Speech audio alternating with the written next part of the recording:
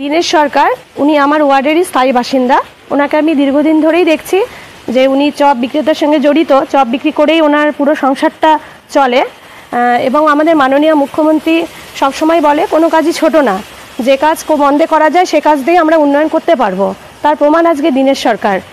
উনি চপ বিক্রি করে ওনার বাড়ির 5 জন সদস্য, একদম 5 জন সদস্যই ওনার উপর ডিপেন্ডেন্ট। একদিকে ঠিকই যে চপ বিক্রি করে উনি সংসারটাকে চালাচ্ছেন, কিন্তু একদিকে যেমন কেন্দ্র সরকার যেভাবে জিনিসপত্রের দাম বাড়িয়ে দিচ্ছে, এই সমস্ত ঘরে এবং আমাদের মধ্যবিত্ত ঘরের চলা খুব অসম্ভব হয়ে উঠছে।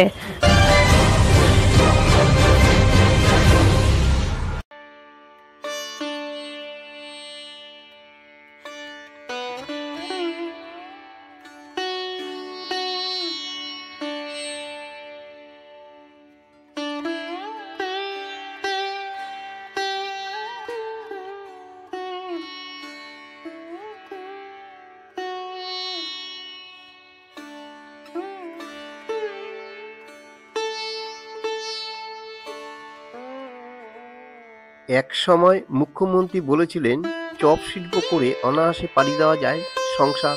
সেই কথা মাথায় রেখেই 2 সন্তান নিয়ে সংসার চালাচ্ছেন দক্ষিণ দিনাজপুর জেলার বালুরঘাটের 13 নম্বর ওয়ার্ডের বাসিন্দা দীনেশ সরকার। বালুরঘাটে মুখ্যমন্ত্রীর চপ শিল্পের বাজিমাত। তেলেভাজা বিক্রিতে সচ্ছল জীবন দীনেশের।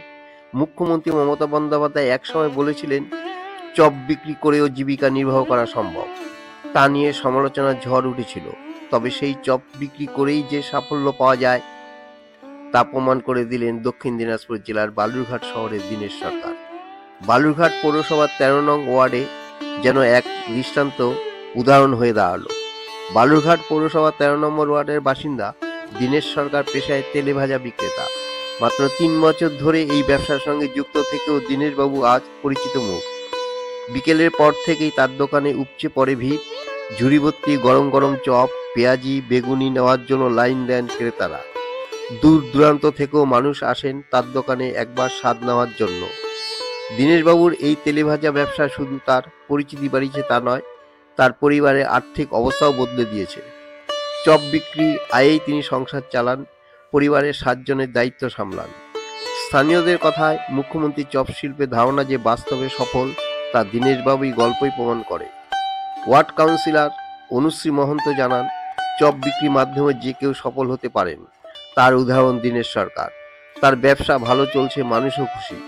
বালুরঘাট পৌরসভা সর্বদাই তার পাশে রয়েছে। যদিও বিরোধীরা একাধিকবার মুখ্যমন্ত্রীর চপ শিল্প মন্তব্যকে কটাক্ষ করেছে, তবে দীনেশবাবুর সাফল্য সেই সমালোচনার জবাব হয়ে দাঁড়িয়েছে।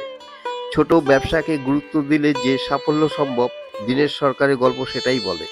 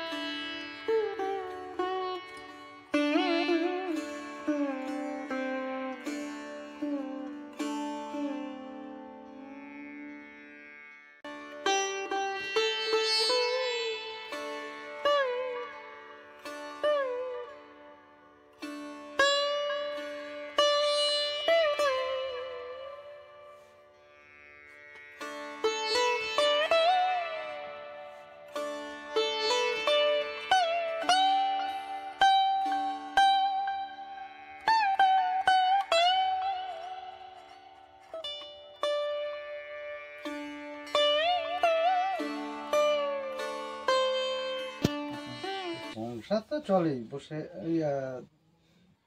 কামাই না হলে দোকান কি করে করবো? আছে, খাওয়া দাওয়াটা হয়ে যায়। কয়জন আছে আপনার পরিবারে? আমার পরিবারে 7 জন লোক। কে কে সাহায্য করে আপনার কাছে? সাহায্য সেরকম কেউ নেই। জোগাড় জানতে আপনি একা হাতে না না না, আমার বাড়ির সবাই করে। আমার স্ত্রী আছে, বেটি আছে, মা আছে। আপনার জীবিকা তাহলে হচ্ছে এইর উপরে নির্ভর? হ্যাঁ, এর উপরে নির্ভর। আনুমানিক কত বছর ধরে এই কাজটি আপনি করছেন? আমি এটা 3 বছর, নিজের যেটা 3 বছর ধরে 3 বছর। একটা সংসার মোটামুটি চলে যায়, অসুবিধা হয় না? না। বালুরঘাট পৌরসভা কতটা কি সাহায্য করে, পাশাপাশি স্থানীয় ওয়ার্ড কাউন্সিলর কতটা কি সাহায্য করে? কাউন্সিলর আমাদের সবসময় আমাদের সাথেই আছে, এমনি দেখাশোনা, দোকানে যাওয়া সবই করে। বালুরঘাট পৌরসভা হ্যাঁ, পৌরসভার তো ইয়া থাকবেই, কারণ তাছাড়া আমি পৌরসভায় কী করে দোকান করতে পারবো। আমরা পেরে উঠছি না। দিদি যদি না থাকতেন আমাদের পাশে, মাননীয় মুখ্যমন্ত্রী এত প্রকল্প যদি না থাকতেন, সত্যি আজকে আমরা হয়তো এত সুন্দরভাবে থাকতে পারতাম না। ওনার যে সমস্ত প্রকল্প, লক্ষ্মীর ভাণ্ডার থেকে শুরু করে রূপশ্রী, কন্যাশ্রী এবং এই সমস্ত ব্যবসায়ীদের জন্য যে ছোট ছোট লোনের উনি ব্যবস্থা করেছেন, এটাতে আমার মনে হয় এই সমস্ত ব্যবসায়িকরা খুব উপকৃত হচ্ছেন। বিরোধীরা তো বলবেই, যে বিরোধীদের তো বলার কিছু নেই। ওনারা যখন মানতাম যে ওনারা যদি কোনো প্রকল্প দিয়ে হয়তো বুঝিয়ে দিচ্ছেন যে আরও একটা কোনো প্রকল্প আছে বা কোনো ব্যবসা আছে এমন যে এরকম ছোটোখাটো লোকদের জন্য উনি চিন্তা করছেন, কিন্তু উনি তো এই সমস্ত কিছু করছেনই না। উল্টা গ্যাসের দাম বৃদ্ধি করছেন, জিনিসপত্রের দাম যেভাবে বাড়িয়ে দিচ্ছেন। তো সাধারণ লোকের বোঝা উচিত কে কোন সরকার ওনাদের পাশে আছেন, কে পাশে নেই। আমার তো মনে হয় কেন্দ্র সরকারের জন্য যে গ্যাসের দাম বাড়াচ্ছেন, একদিকে যেমন গ্যাসের দাম বাড়ছে, দিদি তেমন আমাদের লক্ষ্মীর ভাণ্ডারটাকেও কিন্তু বাড়াচ্ছেন। এই লক্ষ্মীর ভাণ্ডারের টাকা দিয়ে অনেকের ঘরে হয়তো সেই গ্যাসের সিলিন্ডারই আমরা মহিলারা কিনে থাকি। ওনার বোঝা উচিত ওনাদের যে জিনিসপত্রের দাম বৃদ্ধি করলে সাধারণ যে সমস্ত লোক খেটে খাচ্ছে তাদের ভীষণই অসুবিধা হচ্ছে, না বিশ্বাস হয়ে উঠে উঠছে। বালুরঘাট ওনার পাশে সবসময় আছেন এবং ব্যক্তিগতভাবে আমি ওনার পাশে সবসময় আছি। ওনার যে কোনো সহযোগিতায় আমরা আছি ওনার পাশে। শুভকামনা করছি উনি যেন এই ব্যবসা করে ওনার ব্যবসাটাকে যেন আরও বড় করেন এবং উনি যেন আরও জীবনে উন্নতি, আমি ওনার উন্নতি কামনা করছি।